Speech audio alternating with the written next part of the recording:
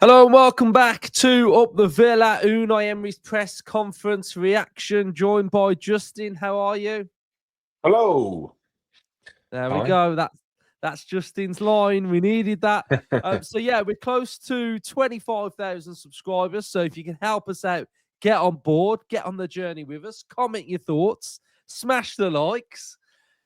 Tomorrow, Justin, is the big Tomorrow. one where pretty much all of our season is riding on a game to get into the next game in a good place so we can try and qualify for the Champions League again.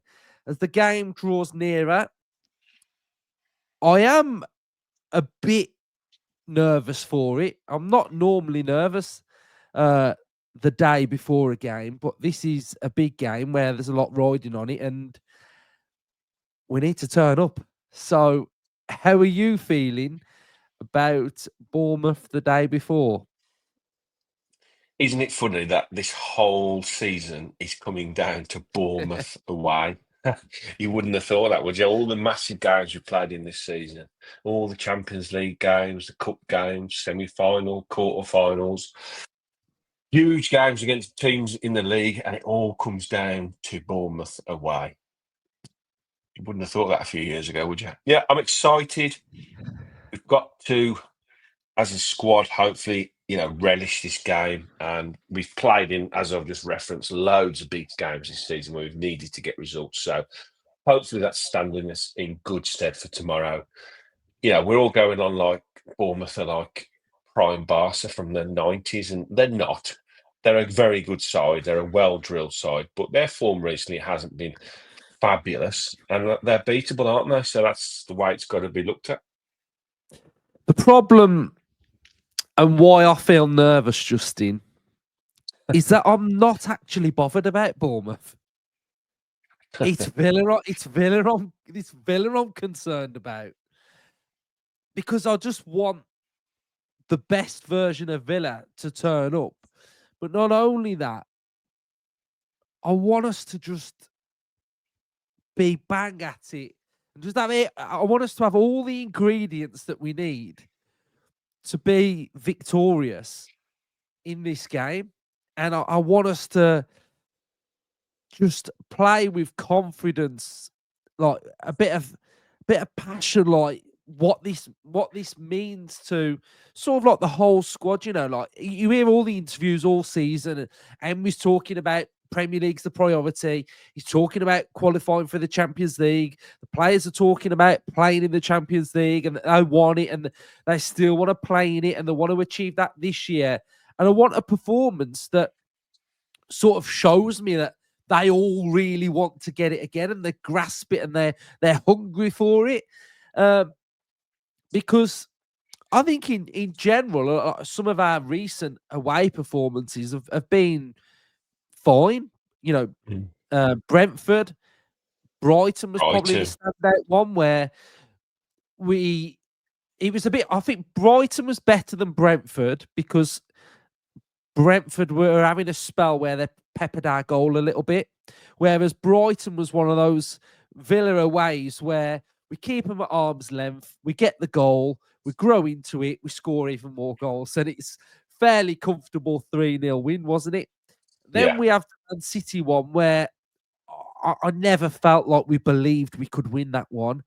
Then we had the semi-final, which let's try and separate that, but that was a bit of a bad one as well. So we need to go back to the Brighton one, really. And this is why I'm saying, like, I don't care about what Bournemouth do, because if we apply ourselves correctly, in my opinion, we can win this game, and we will win the game.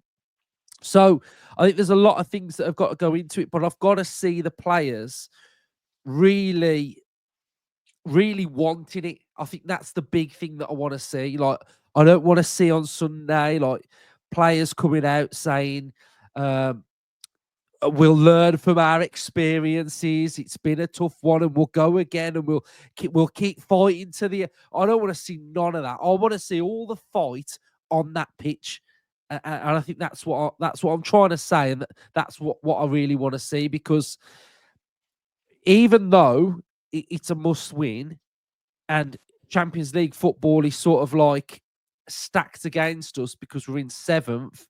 It's still there for us to get. So while it's there, you've got to get it. So that's just generally how I'm feeling. I'm being honest with my vibe of how I'm feeling as a fan right now. Yeah, I don't think there's anything wrong with that. I think we're all nervous going into it. We've set ourselves up now with this run we've been on, and put ourselves in a position where we hopefully can get that fifth spot, and we can. But we've just got to concentrate on what we're doing. We can't do anything about the other results, the other teams. We can't impact them at all. The only thing we can do is win. And put pressure on their results, because they're, if we don't win, then it puts less pressure on them, doesn't it? Because we're doing the job for them. But yeah, with Newcastle still going to play Chelsea, and Chelsea still going to play Forest. There's so many variables thrown around. It's almost pointless looking at them. But I do still firmly believe we win our last 3 games and we will get 5th. So tomorrow's the big one. We all know what's happening with the Spurs and Man United games now, with them qualifying for the Europa League final. So their form isn't great anyway. So this is why I think we're all fixating more on this Bournemouth game, because not that we're writing those 2 games off as gimmies, they're not. But, Bournemouth out of the 3 currently is the tough game. But I felt no different going into the Brentford game as I did going into tomorrow, or the Brighton game. 2 really difficult places.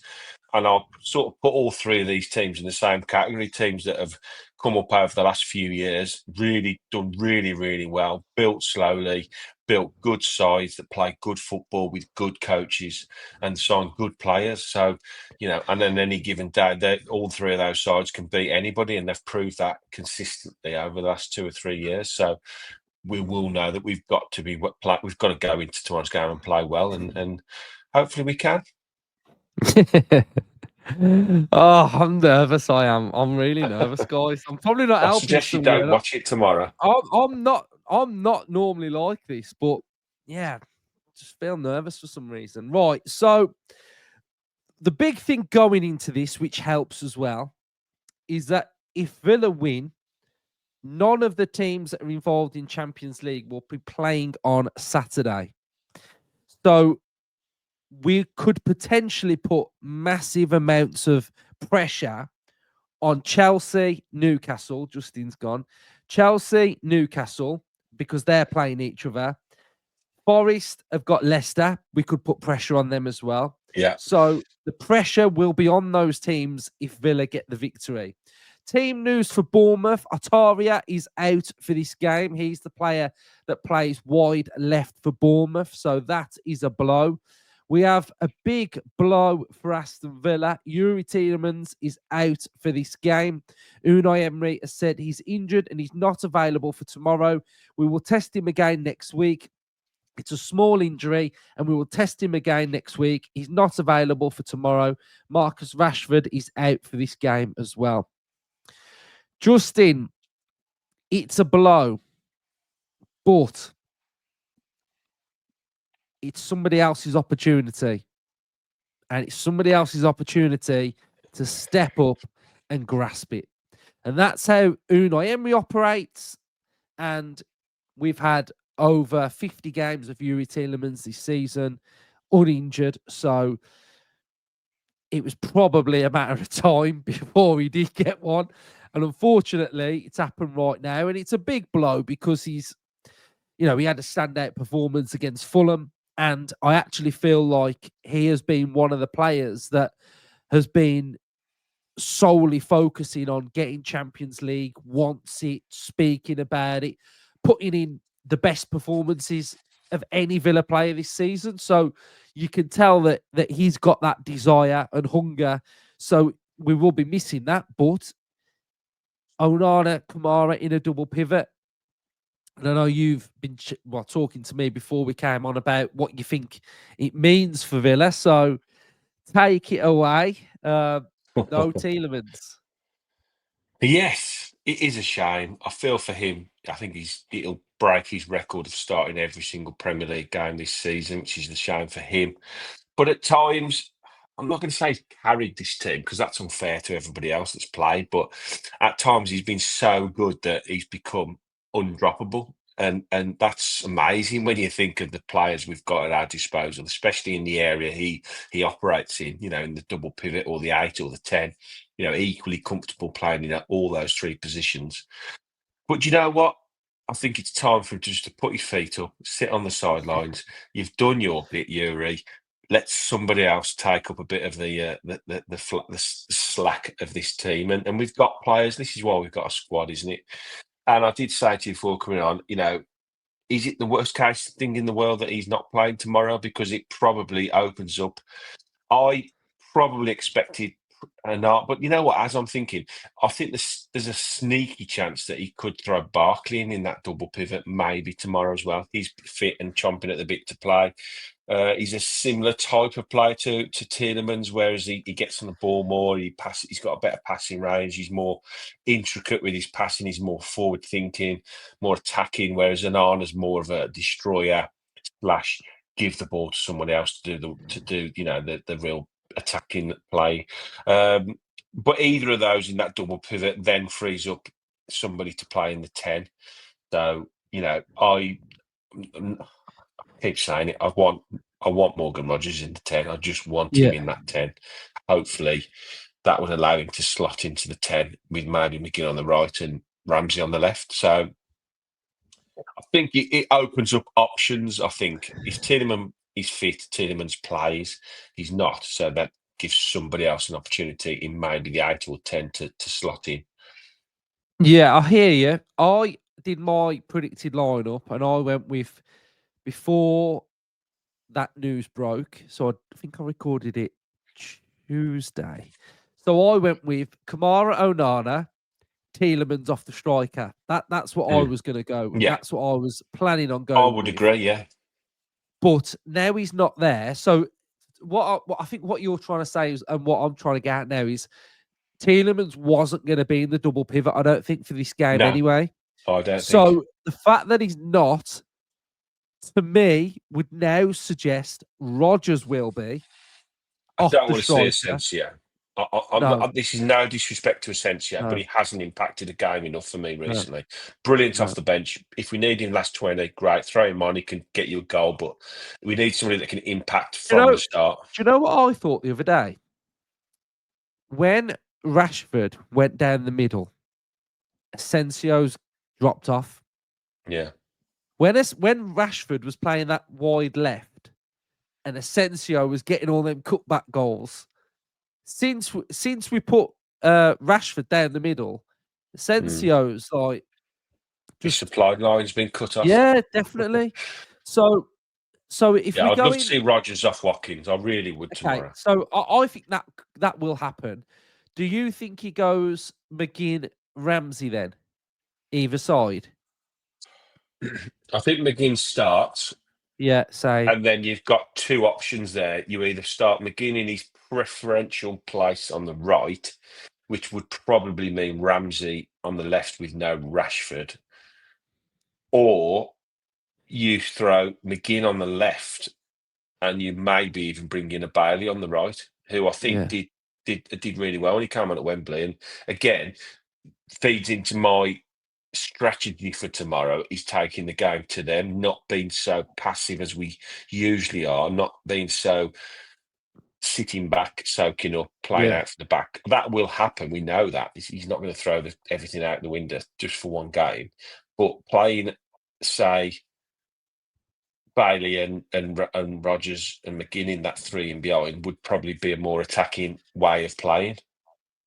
Yeah, I think you are spot on there. I think he's not going to go all out attack and wipe out his whole philosophy. Like, there will be slow, there will be like containing. That's going to be, whether you like it or not, that is going to be there. So there's no point, saying that's not what I want to see. I don't, because it's going to happen. But I think with an element to who he picks in the team, it can mean that we can be a little bit more proactive and progressive and just have a bit more intensity. And Emery's been speaking in his presser about tomorrow's vital. He's been speaking about the season. He's been speaking about stuff like that, and he's just basically saying tomorrow. So what's the message then? Like, what's the message he's going to send out? Because we know his team talks can be like very inspiring before a game. So does he play sort of just as any other game, or does he make sure that there's some importance on it? I mean, the players will already know, but he can put his own sort of pressure on. So how do you think he would apply that? You know what? I'm fascinated by team talks. I'd love to sit in on them. Because when you think of the amount of important games we have had over the last, let's say, 8 weeks, semi-finals, quarter-finals, huge games in the league, how do you keep getting the same message across game in, game out, but still be like passionate and still be sort of how do you get the team up for every single game without repeating yourself every single game? What's he going to say? This is the big one, lads. He said that last week. This is the one we need to win. He said that last week. Do you know what I mean? It's you've got to sort of come at it different ways, And I suppose now we are closing in on the end of the season. We're going to be more. It will be more governed towards everything you've done up to now. Yeah, so led us to this point. Yeah, so kind of like a what I was rallying saying, cry. it's a bit more personal, isn't it? It's like don't let the whole season, everything you've done, fizzle out just because we haven't put a performance in today. And I think it's right. We are close to the end now. 3 games. You've gone on mute, mate. Can you hear me? Yeah. Yeah. Hopefully everything will work out tomorrow. That's the plan, isn't it? It is. So that's we've done a little preview there, haven't we, really?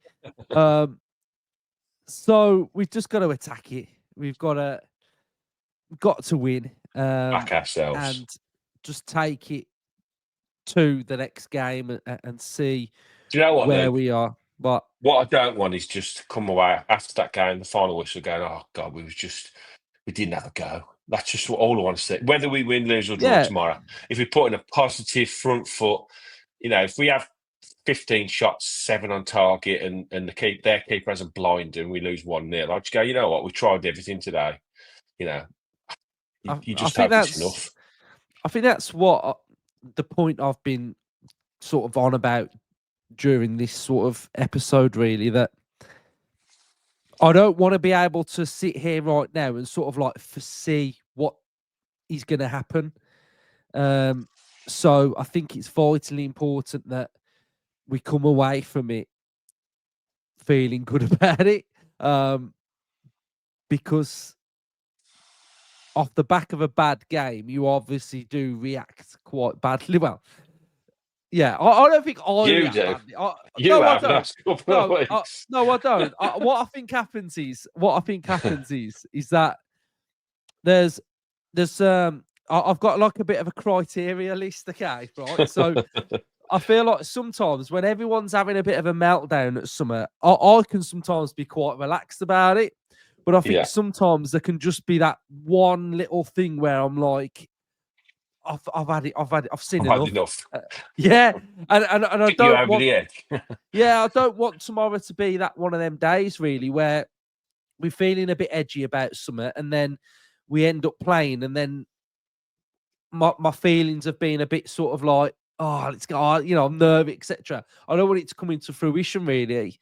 I think I'm trying to put the importance on what's right in front of us, because we can sit here after the season's finished on a season review, and we can review it and go, yeah, it was good, etc. What's the aim next year? Well, the aim next year is to try and qualify for the Champions League. Well, right now we're 3 games away from probably qualifying for the Champions League if we win those 3 games. So all that hard work, you're going to have pre-season, 38 games next season. Let's just stick everything on this tomorrow, get the victory, and we're only 2 games away from probably being in the Champions League. So that opportunity has to be taken. It's there. Grab it. Grasp it. Yeah, right. So, Villa fans, let us know how you're feeling.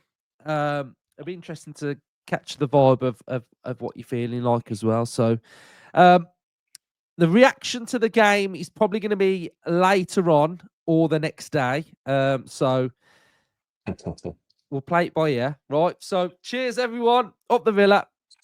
Up the Villa.